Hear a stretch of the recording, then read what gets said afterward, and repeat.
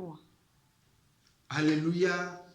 Je vous salue dans le beau et précieux nom de notre Seigneur Jésus-Christ. Vous voyez cet instant-ci, je suis un serviteur de Dieu. J'ai la grâce de vous présenter un message ce matin-ci. Et ce message, c'est que nous sentons que beaucoup de personnes se croient et sont dans l'ignorance et croient qu'ils sont des pécheurs. Si c'est cela, on te prêche, reviens dans la parole. Si c'est cela, tu écoutes, reviens dans la parole pour voir ce que la Bible dit par rapport à ce que Christ a fait pour toi et moi. Alléluia. Bien-aimé, j'aimerais tout simplement te dire que nous allons lire Romains 3, le verset 20. Et tu vas voir ce qui est écrit là. Je le lis ici. Si tu as ta Bible à côté de toi, prends-le et allons ensemble. Si tu ne l'as pas aussi, suis-moi simplement. C'est écrit que nul, car nul ne sera justifié devant lui par les œuvres de la loi. Et ce n'est pas fini. On a mis virgule là. C'est pourquoi je me suis arrêté d'abord. Alléluia.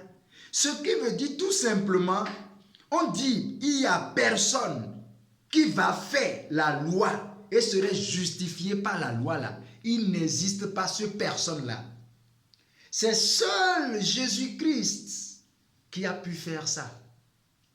C'est lui seul. Pourquoi il l'a fait? Parce que la loi, si nous allons donner le nom de la loi même là, c'est quoi? C'est Dieu même en personne.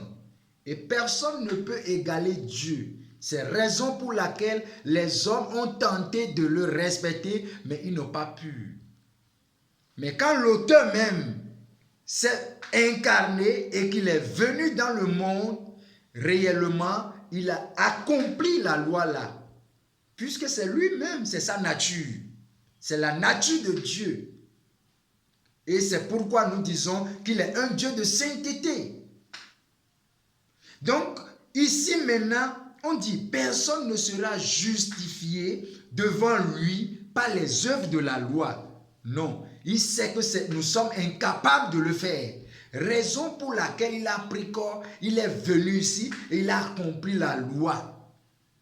Et ce qui reste pour nous, c'est la justification. Je continue, après le virgule là, dans le verset, il dit quoi?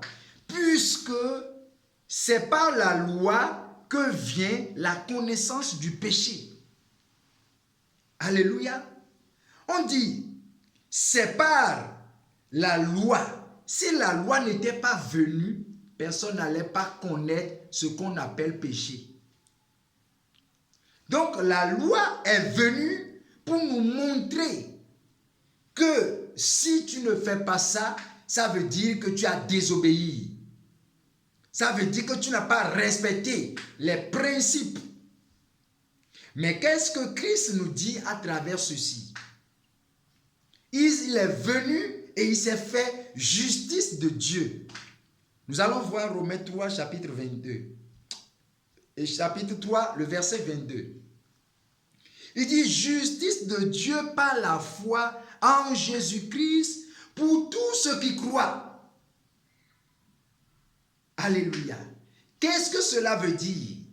Il est en train de dire tout simplement, Jésus est la justice de Dieu.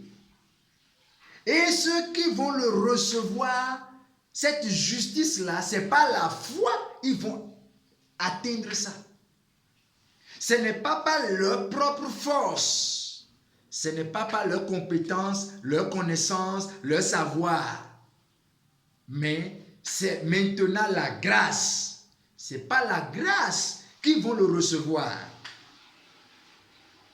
Bien-aimé, il dit, donc c'est tous ceux qui croient, c'est eux-là qui vont réussir à l'atteindre.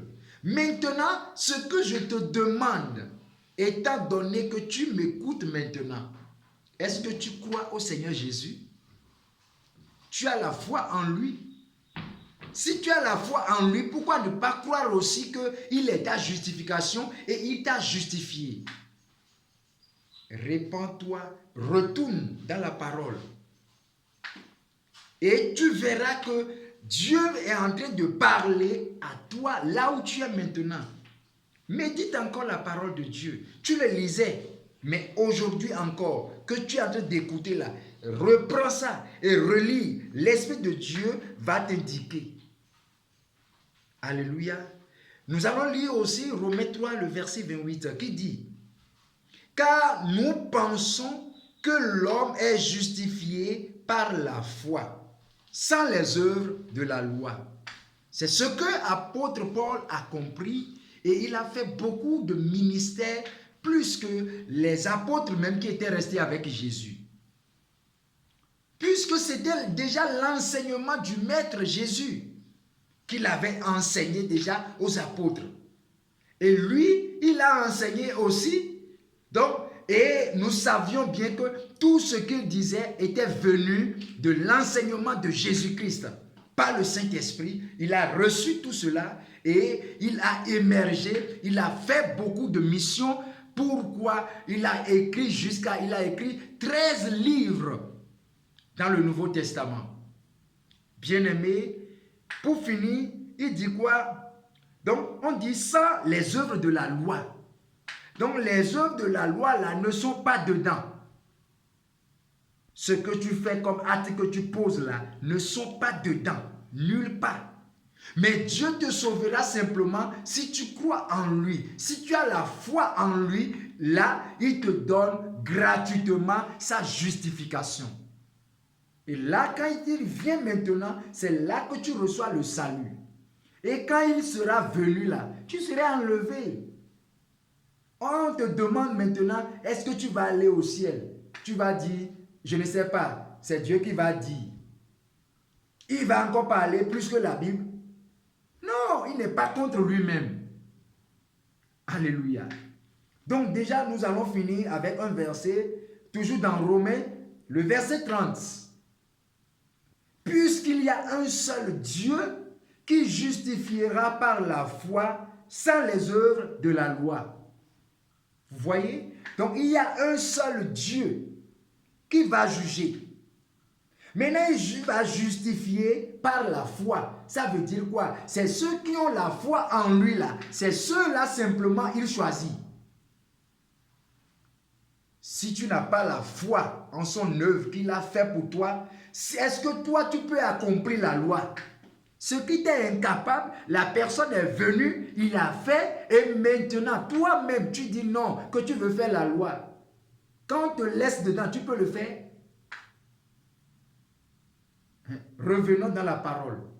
Revenons dans la parole de Dieu pour pouvoir distinguer ce que le Seigneur est en train de nous enseigner.